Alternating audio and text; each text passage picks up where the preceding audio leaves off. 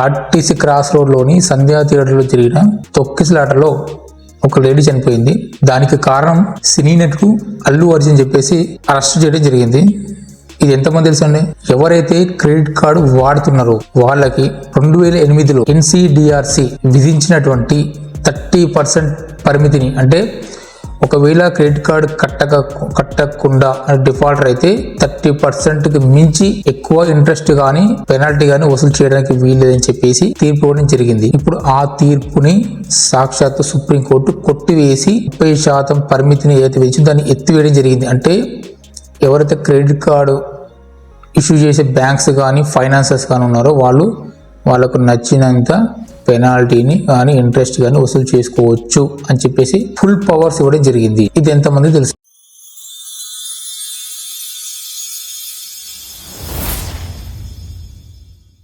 అందరికీ హ్యాండీ, welcome to my channel. NCDRC అంటే national consumer dispute redressal commission. ఇది 2008లో ఎవరైతే క్రెడిట్ కార్డు వాడుతున్నారో వాళ్ళకందరికీ ఒకటి బెనిఫిట్స్ ఇవ్వడం జరిగిందండి. అంటే ఒకవేళ క్రెడిట్ కార్డు వాడుతున్న వాళ్ళు ఒక 1 మంత్ పే చేయకున్నా సరే, లేదంటే మినిమం అమౌంట్ అంటే వాడుకునే అమౌంట్లో మినిమం అమౌంట్ కడుతున్నా సరే వాళ్ళ మీద యాక్చువల్గా క్రెడిట్ కార్డు ఎవరైతే ఇష్యూ చేస్తున్నారో బ్యాంక్స్ కానీ పెనాల్టీ యూజ్ చేయడం జరుగుతుంది. అంటే ఫైనాన్స్ ఛార్జెస్ అని చెప్పేసి, ఇంట్రెస్ట్ అని చెప్పేసి ఇవన్నీ కొన్ని ఎక్స్ట్రా ఛార్జెస్ వేయడం జరుగుతుంది అనమాట. సో ఆ ఛార్జెస్ అనేది 30%కి ప్రాణం 30%కి మించి ఉండొద్దు అని చెప్పేసి NCDRC అని దానిపైన ఒక పరిమితిని విధించడం జరిగిందండి 2008లో. ఆ పరిమితిని ఎత్తివేస్తూ December 20 నాడు సాక్షాత్తు సుప్రీంకోర్టు ఏం చెప్పిందంటే, మీరు మీ వడ్డీ లేదా మీ పెనాల్టీ ఎంతైతే వసూలు చేసుకోవాలో ఆ 30%కి మించి మీరు వసూలు చేసుకోవచ్చు అని చెప్పేసి ఫుల్ పవర్స్ ఎవరైతే క్రెడిట్ కార్డ్ ఇష్యూ చేసే బ్యాంక్స్ కానీ ఫైనాన్షియల్ ఇన్స్టిట్యూట్ కానీ ఉన్నాయో వాళ్ళకి కంప్లీట్గా పవర్స్ ఇవ్వడం జరిగింది. మామూలుగా 30% లిమిట్ ఉన్నప్పుడే కట్టలేక చాలా మంది సూసైడ్ చేసుకున్నారండి.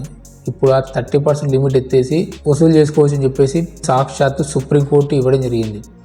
సో ఇంకెందుకు అవుతారండి బ్యాంకర్స్ కానీ ఎవరైనా? మామూలుగా ఈ క్రెడిట్ కార్డ్ పైన ఏమేమి ఛార్జెస్ ఉంటాయండి? జనరల్గా లేట్ పేమెంట్ ఛార్జెస్ ఉంటాయి ప్లస్ GST. ఒకవేళ ఫారెన్ ట్రాన్సాక్షన్ మనం చేస్తే ఫారెన్ ట్రాన్సాక్షన్కి సపరేట్ ఫీజు ఉంటుందండి, దానిపైన మళ్ళీ ప్లస్ GST. యాన్యువల్ ఫీజు ఉంటుంది plus GST. Over limit charges ఉంటాయి ప్లస్ GST. క్యాష్ అడ్వాన్స్ కనుక ఫీ ఉంటుంది, క్యాష్ అడ్వాన్స్ తీసుకుంటే కదా దానిపైన కూడా ఛార్జెస్ ఉంటాయి ప్లస్ GST. ATM విత్డ్రా చేసినాం అనుకోండి దానిపైన కూడా ఛార్జెస్ ఉంటాయి ప్లస్ GST. ఫైనాన్స్ ఛార్జెస్ ఉంటాయి ప్లస్ GST. ఇంట్రెస్ట్ ఛార్జెస్ ఉంటాయి ప్లస్ GST. ఇంకా APR ఛార్జెస్ ఉంటాయి, అంటే యాన్యువల్ పర్సంటేజ్ రేట్స్ అంటారు, అవి ఉంటాయి ప్లస్ GST. ఒకవేళ కార్డు కనుక మనం రీప్లేస్మెంట్ చేయాలనుకుంటే కార్డు రీప్లేస్మెంట్ ఛార్జెస్ ఉంటాయి ప్లస్ GST. సో ఇన్ని రకాల ఛార్జెస్ ఉంటాయి అనమాట క్రెడిట్ కార్డ్ పైన. దగ్గర 10 రకాల ఛార్జెస్ ఉంటాయి. సరే, ఇది క్రెడిట్ కార్డు తీసుకోవడం తప్పు లేదండి, తీసుకోవచ్చు, కానీ అవసరానికి మించి తీసుకోవద్దు. జనరల్గా ఇప్పుడు చాలా మీరు న్యూస్ పేపర్లలో అక్కడక్కడ చూస్తుంటారు. జనరల్గా ఏమవుతుందంటే మితిమీరి క్రెడిట్ కార్డు తీసుకోవడము, తర్వాత దాని నుంచి ఆ అప్పుల నుంచి తప్పించుకోవడానికి అనవసరంగా బలవంతంగా సూసైడ్ చేసుకోవడం లాంటివి చాలా జరుగుతున్నాయి. అఫీషియల్గా అయితే మనకి చాలా కనబడట్లేదు, కానీ జనరల్గా అయితే ఇప్పుడు 2007-2008 నుంచి ఇప్పటివరకు దాదాపు ఓన్లీ క్రెడిట్ కార్డు వల్లనే 16,000 మంది చనిపోయారు దాదాపు మన దేశంలో. అసలు అఫీషియల్ కాదు, అన్అఫీషియల్గా చాలా మంది చనిపోయారు. ప్రెజర్ 30% ఉన్నప్పుడు ఇంత ప్రెజర్ అయితే 30% కూడా ఎత్తేయడం జరిగింది, 30% కూడా తీసేసినారు. సో ఇప్పుడు ఇంకా దారుణంగా ఉంటుంది సిచ్యువేషన్. క్రెడిట్ కార్డు అవసరం ఉంది అంటే మన ఆదాయానికి మించి క్రెడిట్ కార్డు తీసుకుంటే మనకి చాలా కొంచెం డేంజర్లో ఉంటాం. అసలు ఈ క్రెడిట్ కార్డు ఎక్కడెక్కడ అసలు అట్రాక్ట్ చేస్తారండి? ఫస్ట్ ఆఫ్ ఆల్ అసలు మన క్రెడిట్ కార్డు తెలియదు, మనకి ఏం ఐడియా లేదు. ఎప్పుడు స్టార్ట్ అవుతుంది తెలుసా? ఒకవేళ మనకి ఏమైనా అవసరం ఉండి ఒక బండో ఒక 2-వీలర్ వెహికల్ తీసుకొని ఏం చేస్తాం, మంచిగా లోన్ అంతా క్లియర్ చేస్తాం, ఒక్క చెక్ బౌన్స్ లేకుండా నీట్గా లోన్ అంతా కట్టేసుకొని క్లియర్ చేసేసుకుంటాం. అప్పుడు ఏమైతే తెలుసా, మన సివిల్ అనేది టాప్కి వెళ్ళిపోతుంది. అలాంటప్పుడు ఏమైందంటే ఇంకా మన ఇన్ఫర్మేషన్ ఎట్లా తెలుస్తుంది అంతే, అది పెద్ద టాపిక్. అది వాళ్ళకి మన కాంటాక్ట్ డీటెయిల్స్ అన్నీ వెళ్తాయి క్రెడిట్ కార్డ్ డిపార్ట్మెంట్ వాళ్ళకి, అంటే క్రెడిట్ కార్డ్ ఇష్యూ చేసే బ్యాంక్స్కి వాళ్ళకి. సో వాళ్ళు ఏం చేస్తారు, మన కస్టమర్ మంచిగా లోన్ తీసుకొని మంచిగా కట్టిండు కదా మనకి ఇవ్వచ్చులే అని చెప్పేసి కాల్ చేస్తారు. ఓకే, మనకు టెంప్ట్ అయితే అక్కడే, సార్ మీకు ఒక 20,000 క్రెడిట్ కార్డు ఉంది సార్, మీరు చాలా బెనిఫిట్, మీరు వాడుకున్నంత కట్టొచ్చు, వాడని తీసి పెట్టచ్చు, ఏం ఛార్జెస్ ఉండవు, అది ఇది సరే. వాళ్ళ బిజినెస్ కావాలి కాబట్టి 100 చెప్తారు. ఒకవేళ మనం కమిట్ అయినాం అనుకోండి, తీసుకోవాలనుకున్నాం అనుకోండి, ఏం చేస్తాం, సరే ఓకే మేడం అని చెప్తే యాక్సెప్ట్ చేస్తాం. సో అక్కడ స్టార్ట్ అవుతుంది. అప్పటివరకు మనకు తెలియదు. పోనీ మనం వద్దు అనుకున్నాం అనుకోండి, వద్దు అని చెప్పినా సరే ఇంకో 2-3 సార్లు కాల్ చేస్తూనే ఉంటారు. సో అట్లా ఇది ఒక వే. ఇంకోటి సరే అది పక్కన పెట్టండి, ఇట్లా బుక్ అవుతాం అడ్డంగా. నెక్స్ట్ మన ఫోన్పే, గూగుల్ పే కూడా వాడుతుంటాం జనరల్గా చాలామంది కూడా. ఈ మధ్య ఏమైందంటే మొత్తం టెక్నాలజీ వచ్చింది కదా. మామూలుగా అయితే మన ఫోన్పేనో గూగుల్ పేనో పేమెంట్ చేసినప్పుడు మన సివిల్ కనుక ఎట్లాగో మనం రీడ్ చేస్తూనే ఉంటుంది. ఫోన్పే గూగుల్ పేకి మనం అన్ని యాక్సెస్ ఇవ్వడం జరుగుతుంది ఇన్స్టాల్ చేసేటప్పుడే. సో దాంట్లో మనకి పేమెంట్ చేసామనుకోండి ఒక పెద్ద బ్యానర్ ప్రత్యక్షం అవుతుంది. You are eligible for 30,000 credit card, free credit card without any fee అని ఏదో ఒకటి పెట్టేస్తారు. అది ఏమవుతుంది మనకి తక్కువ ఒకవేళ మనకి నచ్చబోతే ఒకవేళ మనం కంట్రోల్ ఉంటే వదిలేస్తే ఎందుకులే డబ్బులు అవసరం అని చెప్పి ఎందుకులే క్రెడిట్ కార్డ్ అని చెప్పేసి పక్కన పెడతాం.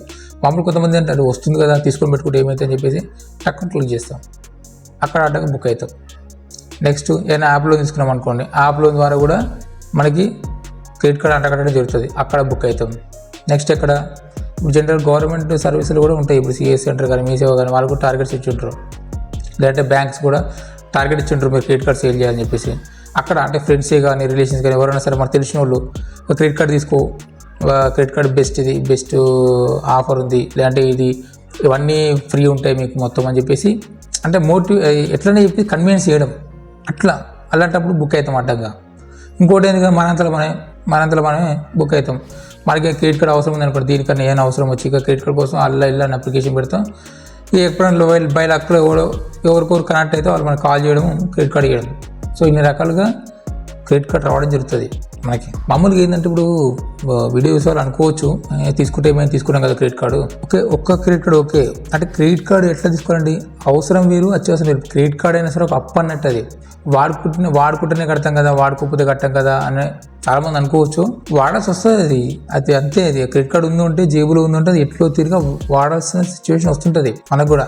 అనుకోవచ్చు కదా క్రెడిట్ కార్డు ఉంది కదా దాన్ని ఎట్లా యూజ్ చేయకుండా ఉంచుకోవచ్చు, పర్లేదు ఇప్పుడు ఎమర్జెన్సీ అయినప్పుడు వాడుకోవచ్చు అని అనిపిస్తుంది, పెట్టుకుంటాం. ఎక్కడెక్కడ అట్రాక్ట్ అయితే తెలుసా, ఫర్ ఎగ్జాంపుల్ మనకి ఏదైనా ఒక అమెజాన్లోనో ఫ్లిప్కార్ట్లోనో ఏదైనా ఒక వస్తువు ఆఫర్ దొరికింది అనుకోండి, అక్కడ పెడతాడు క్రెడిట్ కార్డు డెబిట్ కార్డు పైన అయితే 20% డిస్కౌంట్ అని పెడతాడు. అక్కడ టెంప్ట్ అవుతాం, అదే 20% డిస్కౌంట్ వస్తుంది కదా, ఏమవుతుంది కొనేద్దాం తర్వాత కడదాం బిల్ అని చెప్పేసి అక్కడ పేమెంట్ చేసి కడతాం. పెట్రోల్ కన్నా దీనికి వాడుతూనే ఉంటామండి. ఏదైనా సరే షాపింగ్కు దీనికో 45 days టైం ఉంది కదా అని వాడతాం. సో మనం క్రెడిట్ కార్డు వాడుకొని రెగ్యులర్గా కడుతున్న సేపు ఏం పర్వాలేదు, కానీ అన్ని రోజులు మనవి కాదు కదా, ఎప్పుడు మనం ఏదో ఒక రోజు ప్రాబ్లం అవుతుంది కదా. సో అది అందుకని. ఇంకోటి ఏంటంటే ఇప్పుడు కొంతమంది షేర్ మార్కెట్లో వేసేవాళ్ళు ఉంటారు. ఆ షేర్ మార్కెట్లో ఏంటంటే అమౌంట్ కావాలి, వాళ్ళకి ఎట్లా ఆలోచిందంటే జనరల్గా ఆలోచించుంటే వాళ్ళకి క్రెడిట్ కార్డు ఉంది కదా, క్రెడిట్ కార్డు తీసుకుందాము, అమౌంట్ తీసుకుందాం, 50 days 45 days టైం ఉంటుంది కదా, షేర్లో ఇన్వెస్ట్మెంట్ చేద్దాము, ఆ తర్వాత మళ్ళీ తీసుకుని దీని బిల్లు దీనికి అట్లా ప్రాఫిట్ గెయిన్ చేద్దామని ఆలోచింటారు. ఓకే వాళ్ళ సక్సెస్ అయితే ఓకే ప్రాబ్లం లేదు, కానీ ఒకవేళ బై ఛాన్స్ లాస్ అయ్యారు అనుకోండి, అక్కడ అమౌంట్ పోయింది అనుకోండి, అప్పుడు ఏమవుతుంది అక్కడ లాస్ అయ్యి ప్లస్ ఇక్కడ క్రెడిట్ కార్డు అప్పే. సో ఇట్లా క్రెడిట్ కార్డు ఉండడం వల్ల కమిట్మెంట్స్ అంటే అది మనం ఎంత కంట్రోల్ చేసుకోవాలనుకున్నా సరే ఆ కమిట్మెంట్ వస్తాయి. ఒకవేళ బై మిస్టేక్ ఎక్కడైనా సరే మనం ఒక నెల మిస్ చేసామనుకోండి, పోలీ టార్చర్ మామూలుగా ఉండదు.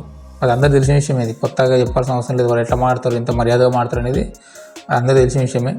సో అలాంటప్పుడు ఏమవుతాం, మనకు అభిమానం అడ్డు వస్తుంది, ఏంది క్రెడిట్ కార్డు అని చెప్పేసి ఎట్లా వేసి తీసేద్దాం అనుకుంటాం.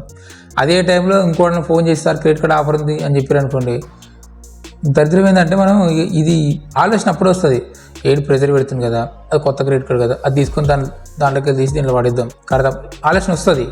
సో ఇప్పుడున్న సూసైడ్ కానీ ఇప్పుడు ఏదైతే చాలామంది ప్రాబ్లమ్గా ఎవరైతే ఫేస్ చేశారో వాళ్ళందరూ మెయిన్గా చేసిన మిస్టేకే ఇది. ఒక క్రెడిట్ కార్డ్ని కట్టడానికి ఇంకొక క్రెడిట్ కార్డు తీసుకోవడం. సో అట్లా అంటే ఒక లోన్ క్లోజ్ చేయడానికి ఇంకొక లోన్ తీసుకోవడం.